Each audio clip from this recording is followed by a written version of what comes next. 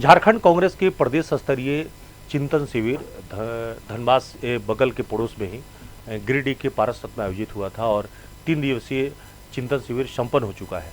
और वहां से सीधे जो है धनबाद के प्रभारी मंत्री बन्ना गुप्ता, जो सूबे के स्वास्थ्य मंत्री हैं, धनबाद पहुंचे हैं। मतलब गंभीरता आप समझ सकते हैं।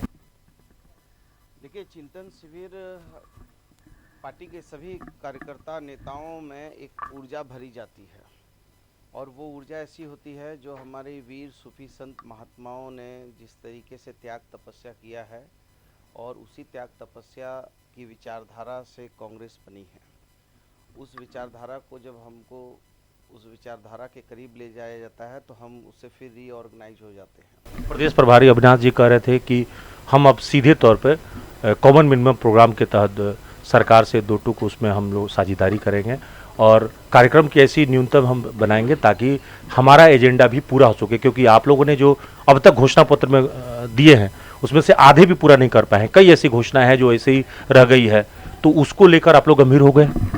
नहीं, निश्चित है कि हमको जनता ने जो अपना जनादेश दिया है वो इसीलिए दिया है क्योंकि जनता को ये मालूम है कांग्रेस पार्टी जो है जनता का जनता के लिए जनता के द्वारा सुनिश्चित करने वाली शासन व्यवस्था कायम करने वाली पार्टी है।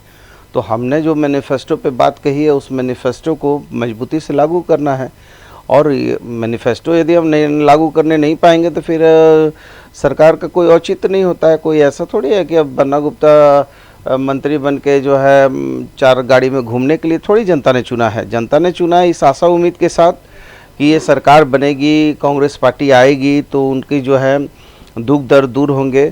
तो इस संवेदना को हमको समझना है और इस संवेदना के साथ कांग्रेस चलती है। इसीलिए तो 135 साल पुरानी पार्टी भी जो है अजर अमर है। धनबाद के मुद्दे पर हम आते हैं कि जिसके आप प्रभारी भी हैं। यहाँ पे कई गंभीर संकट है और खास करके आपसी विभाग से जुड़ा हुआ है। हमारा पूर्व का पीएमसीएच, जिसे अब शहीद निर्मल महतो मेडिकल कॉलेज कहा जा रहा है, वहाँ बहुत सारी चीज़ें अभी भी रुइया से लेकर सुइया तक का भाव है। ट्रॉमा सेंटर अक्सर हमारी जीटी रोड पे घटनाएं घटती रहती है और पैसा पड़ा हुआ है केंद्र का, वर्षों से करीब 8-10 साल से पैसा पड़ा हुआ है। तो एक ट्रॉमा सेंटर की आवश्यकता है और इसको लेकर हाल ही में वरीय कांग्रेस नेता अशोक जी ने आपको एक ज्ञापन भी सौंपा है। तो वो ट्रॉमा सेंटर कब बनेगा और क्या होगा उसमें?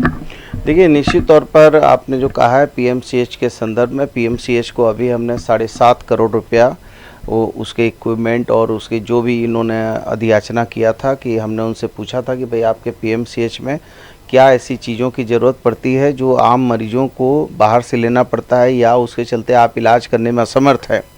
तो उन्होंने एक अधियाचना भेजी थी जो 7.5 करोड़ रुपया की थी। उसको हमने उस अधियाचना को जो है पास कर दिया है।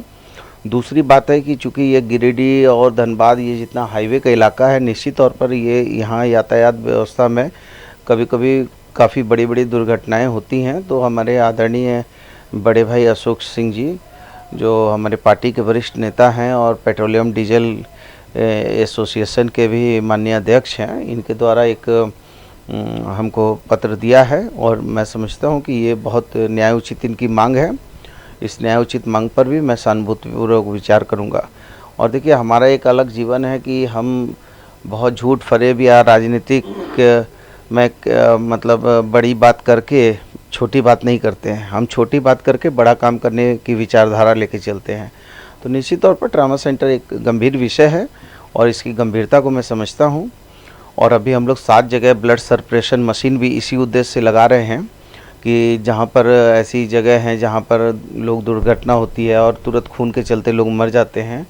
और आप जानते हैं कि ब्लड सर्कुलेशन, ब्लड का एक, यदि हम केवल ब्लड को ऐसे ही रखते हैं तो उसकी आयु जो है बड़ी कम होती है, लेकिन जब उसको 4 कंपोनेंट में बांट देते हैं, आरबीसी, डब्ल्यूबीसी, प्लेटलेट, प्लाज्मा में, तो वो जो है काफ़ी उसका दीर्घकालीन लाइफ होता है। तो इसी उद्देश्य से हम 7 जगह अभी सर्कुलेशन मशीन भी लगा रहे हैं।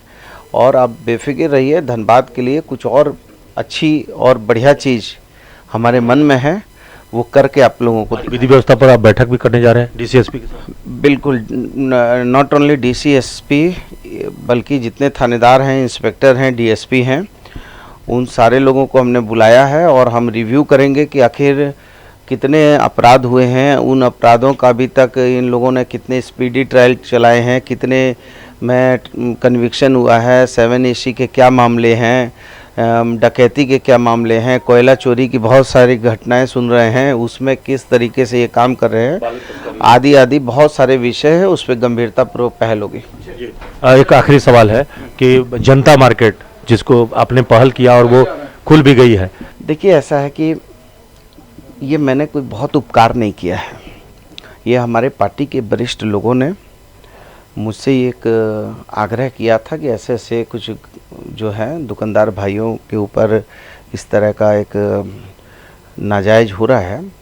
तो देखिए, आदमी को किसी के भी रोजी रोजगार को बचाने के लिए काम करना चाहिए और राजनीति में नकारात्मक विचारधारा नहीं लाना चाहिए। हमेशा राजनीति को पॉजिटिव थॉट थिंकिंग पे काम करना चाहिए। तो हमने इमीडिएट जो है चीफ सेक्रेटरी से लेके एमडी जो है हाउसिंग बोर्ड और डीसी और जो भी संबंधित पदाधिकारी को निर्देशित किया था कि किसी कीमत में ये गरीबों का जो रोजी रोटी है ये उजड़ना नहीं चाहिए। और मैं आपको बता रहा हूँ कि इसको बहुत जल्दी हम इसको रेगुलाइज कर रहे हैं। 68 लोगों का जो है अधियाचना आ चुकी है और उसका रेंट फिक्सेशन का काम चालू हो गया है। उनका रेंट फिक्सेशन होके इनको जो है अलॉटमेंट का पेपर मिलेगा। एक और टास्क आपको दे दिया कि हम आएंगे धनबाद तभी जब आप कांग्रेस कार्यालय खुलवा रहे हैं। हाँ, निश्चित तौर पर कांग्रेस का कार्यालय तो हमारा अपना कार्यालय है और उसमें जो तकनीकी बाधाएं हैं उस पर अभी विचारण होगा। विचारण के उपरांत हम कोशिश करेंगे कि माननीय न्यायालय का भी सम्मान हो और हमारी पार्टी के साथियों के भी जो जन भावना है उसका भी सम्मान हो और क्या बीच का रास्ता निकलता है इसको देखेंगे। देखिए, मंत्री जी को मैंने स्पेशली बुलाया है यहाँ आज, क्योंकि वो पारसनाथ चिंतन शिविर से धनबाद का उनका प्रोग्राम पहले से फिक्स था। तो आज हम अपने ग्रामीण अंचल के लोगों से मुलाकात कराना और यहाँ की जो आवश्यकता है, एक सबसे महत्वपूर्ण आवश्यकता है, उसके लिए उनको एक ज्ञापन देना, ये मुख्य काम था जिसके लिए उनको हमने आमंत्रित किया था और उन्होंने मेरे आमंत्रण को स्वीकार किया और मेरे यहाँ आए। इसके लिए मंत्री जी को हृदय से धन्यवाद कि उन्होंने एक कार्यकर्ता की बात को मान करके इसके यहाँ आकर के उत्साह किया। देखिए, धनबाद कुलेरी इलाका है, आप देख रहे हैं कि यहाँ से एक्सप्रेसवे भी गुजर रही है। आए दिन आप देखते हैं कि दुर्घटना की संख्या काफ़ी बढ़ी हुई है, काफ़ी दुर्घटनाएं होती है। नतीजा है कि यहाँ पे जो इलाज होता है, इलाज की कोई समुचित व्यवस्था नहीं है। हमारे पास एक PMCH है इमरजेंसी, जहाँ पे कोई भी रोड एक्सीडेंट हो, किसी भी प्रकार की दुर्घटना हो तो सीधा उसको PMCH भेजा जाता है। तो मेरा मंत्री जी से मांग है कि अभी बजट आने वाला है, नए साल का जो बजट है, अभी 25 तारीख से इनका बजट सेशन है, तो हमने बाकायदा उनको एक मेमोरेंडम दिया है मंत्री जी को, जिसमें कि हमने मांग किया है कि इस बजट में धनबाद में एक ट्रॉमा सेंटर का प्रावधान करें, जो कि अति आवश्यक है। और धनबाद में अगर ट्रॉमा सेंटर बनता है तो धनबाद, गिरिडीह, सराउंडिंग के जो लोग हैं, प्लस जो हाईवे का आप कह सकते हैं कि इधर 50 किलोमीटर इधर बंगाल बॉर्डर है और 50 किलोमीटर अगर आप इधर चले जाइए तो 100 किलोमीटर्स का एक्सप्रेसवे को भी कवर करेगा। धनबाद सेंटर पॉइंट अगर बन जाता है और गिरिडीह वगैरह सराउंडिंग है, हमारा पूरा धनबाद सबसे हाईली पॉपुलेटेड पार्लियामेंट सीट है और ज़िला है। 28-29 लाख का पॉपुलेशन है धनबाद, लेकिन यहाँ इलाज की कोई व्यवस्था नहीं है, जिसके कारण लोगों की जान चली जाती है। तो ये सबसे महत्वपूर्ण विषय है, इसी को लेकर के मंत्री जी को यहाँ बुलाया है और मुझे उम्मीद है, पूरा विश्वास है कि इस बार के बजट में मंत्री जी धनबाद की भावना को ध्यान में रखते हुए ट्रॉमा सेंटर का प्रावधान बजट में जरूर करवाएंगे। फिलहाल कह सकते हैं कि वो अभी धनबाद के बेस्ट कार्यक्रम में वो निकल रहे हैं और यहाँ पे विधि व्यवस्था के को लेकर जो है बैठक करने वाले हैं, साथ ही साथ धनबाद के कई कार्यक्रम में शामिल होने वाले हैं और जनता मार्केट में उनका स्वागत समारोह भी होना है। सहयोगी निकुंज के साथ Abhishek Kumar, The News Post, Dhanbad.